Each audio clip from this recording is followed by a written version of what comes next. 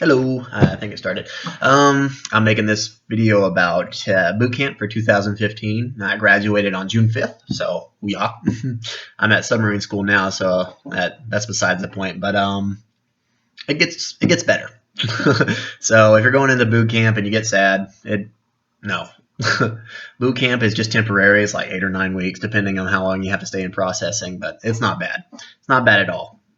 The fear of the unknown is the worst part. Your mind does that to you, not boot camp. So just keep that in mind before you go. A few things you need to learn right off the bat. RTC Maxim, yes, not maximum. RTC Maxim. I will not lie, cheaters still nor tolerate those amongst us who do. You need to learn the Sailor's Creed. There's a couple of videos on YouTube that just have it said out loud. So if you just want to listen to it over and over again until you get it right, go for it. That's the way I did it. But Sailor's Creed's a big one. Chain of Command, huge one, because that'll get you through the first 2 weeks, no problem, because that's all you need to know. Chain of Command, Sailor's Creed, and RTC Maxim. But before you go to boot camp, that's what you should learn. They'll give you a packet, walk you through the process. They'll help you learn it if you want to. I was in depth for like 2 months, which isn't that long, probably 6 weeks, 6 to 8 weeks, so almost 2 months. So I didn't have that long to learn it, but it didn't take me more than like a week because I was lazy. I could have gotten done a day or two, 3 maybe. But chain of command, keep just repetition.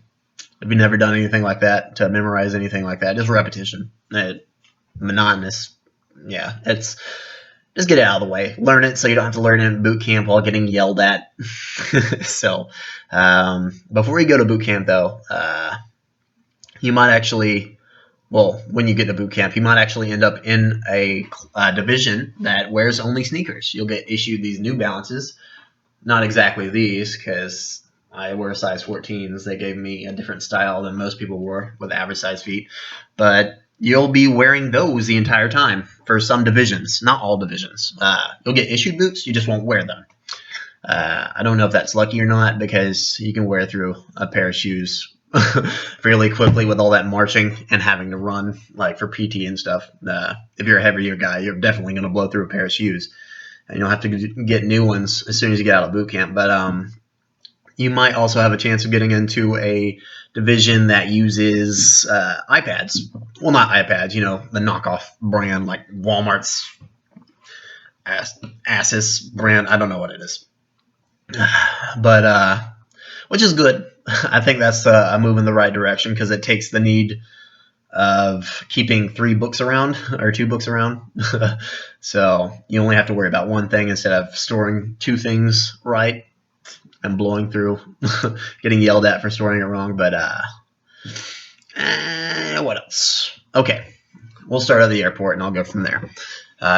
Before you get to the airport, make sure you slept the night before. Sleep is a huge thing. I didn't sleep but like 3 hours the day before I arrived to boot camp. I couldn't get to sleep, and then they woke us up at like 4, so we could leave by 5, so we could start at MEPS by like 6.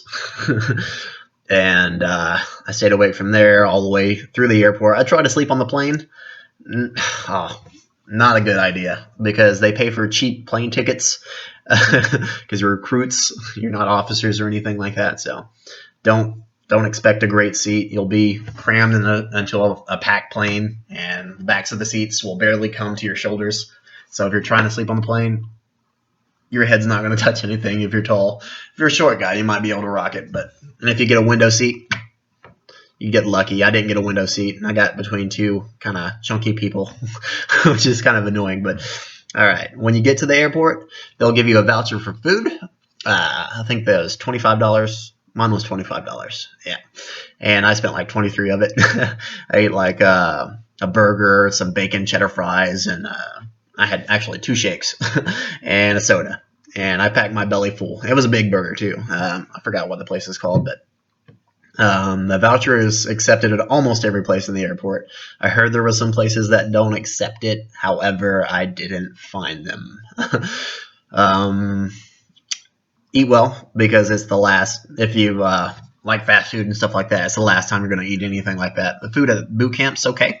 It was okay for me. I'll talk about that later, though, in another video.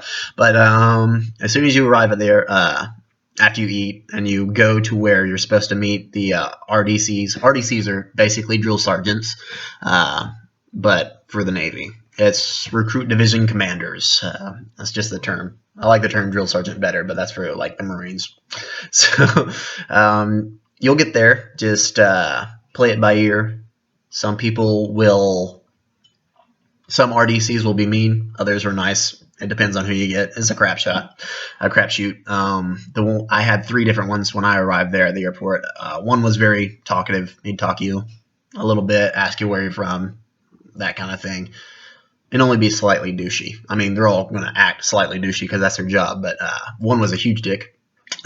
He had that predatory glance in his eyes, like he's about to snap at you like a snake, but he was kind of tiny too, like $1.50 at most, but he was yelling quite a bit. Just follow the directions.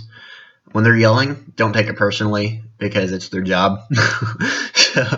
Follow directions. I'll have you fill out a couple forms and then sit there Indian style. Well, not Indian style, cross-legged style, but until the bus gets there, and sit silently in a line. You can talk a little bit. We talked a lot, but we kept it really silent because I'm not stupid, and most people aren't stupid, but some people are stupid and get really loud.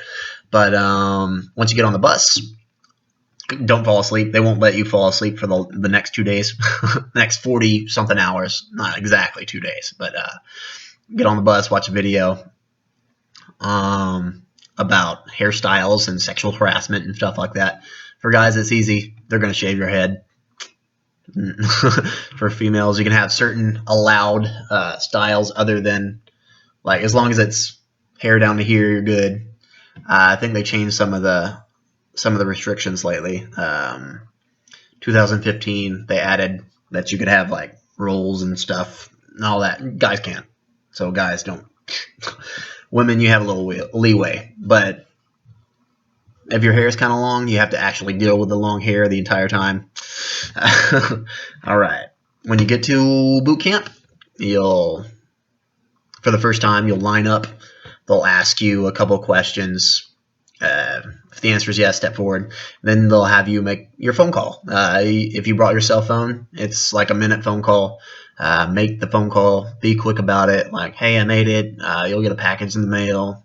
Talk to you when I can. Boom. And they won't let you talk to your parents until probably, or your family, or whoever you're going to call for like 2 weeks, 3 weeks maybe. Yeah, about 3 weeks. And then every week after that, they'll let you call. But first thing you do, take a piss test when you get to the boot camp. So if you drink at the airport, sorry to say you're going home. So don't drink at the airport. They'll issue you like sneakers, what I just showed you, your Smurfs, which is basically just a sweatsuit, Navy sweatsuit. Some shorts, Navy shorts, very uncomfortable shorts. Yellow shirt. Some basic stuff, some cleaning items, personal hygiene items, stuff like that. What else? Oh yeah, you'll pack all your stuff up that you want to send home and send it home. They won't allow phones, so you gotta send your phones. Anything except the identification and checks, bank account information you need, so you can keep that.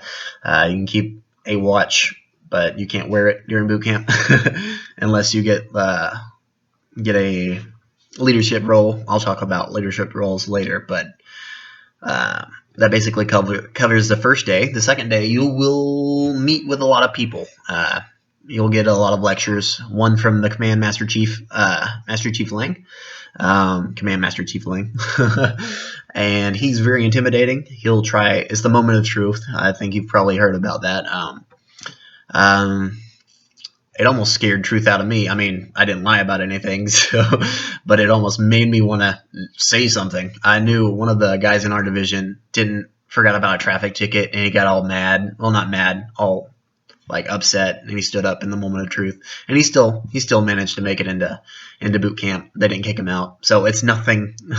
If the moment of truth, if you stand up and have to say something minor like that, they'll keep you there, and they'll probably make fun of you a little bit, but they'll keep you there. If it's something big, like I smoke marijuana daily, then yeah, you're getting sent home. But if you did come into boot camp and you lied about something like that, I'm not going to tell you to keep your mouth shut. But if you chose that route, might as well stick to it. But let's see, what's next? Okay. Those are the first 2 days. You're going to stay up. They'll keep you up the entire 48 hours. And your first night of sleep, it's only going to be 8 hours. So they're not going to let you catch up on your sleep. So sleep is a huge thing. Get good sleep before you go. The first few days after that, the next few days after that, you'll be stamping all the stuff you got. Your shirts, the insides of your shoes, your skivvy, shorts, everything you got issued. I can't list everything off the top of my head, so don't expect me to. There's like 40-something items or so, and you'll write your name on, not 40, well, probably in total, but tiny items too.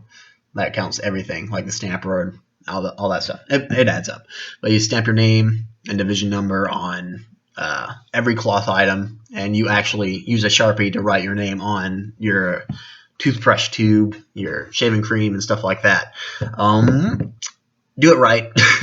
Just follow directions. They'll tell you how to do it. There's a specific way to do it and a specific way to fold your stuff. So just I might actually make a video about how to fold stuff for the Navy. It's not hard, and they teach you, and you'll learn quickly, so you don't need to learn beforehand. They'll give you time to learn. And the rest of the first week is medical, dental screening, as well as stamping stuff, your name, lectures. For the first week or so, the processing week, you won't actually be with your RDCs, the ones you're going to stay with for the rest of boot camp. You'll be with like some initial ones that guide you through the process. One or two might actually stay with you from that. One of them might actually stay with you from the beginning to the end, but the other 2 or 3, they're just helpers to wing in the baby divisions, because that's a lot of stamping. It's a lot of boring shit. So I'm guessing if I'm not how they actually set up the RDCs for the rest of the time, but after you meet your RDCs, you learn to march for the first time. I think that happens on the first week. But you can't exercise until you're cleared through medical, and that's usually by the end of processing week. And after processing week, don't worry, medical's not that bad. You'll get a couple shots. It's not that bad. Just stay in line, stay quiet, and if you do talk, just whisper. Don't play around, because they're always watching. But even when you get in trouble, it's not that bad. But they may make you go to the back of the line for shots, and the lines get kind of long, so don't do that. I might actually make another video after this for the rest of boot camp, processing week, and what you need to know before going to boot camp got kind of long, so I'll go another 2 minutes and then cut it off and make another video. But let's see. In the processing week, you'll get your shots, get cleared by medical, get an eye exam, get your hearing tested, stuff like that. So it's not bad. After processing week, you march across base to where you're going to stay for the rest of boot camp, meet all your RDCs, and try to get in the groove there. I'll go ahead and stop this video now and make part 2 or 3. I'll make a lot of parts probably. And okay.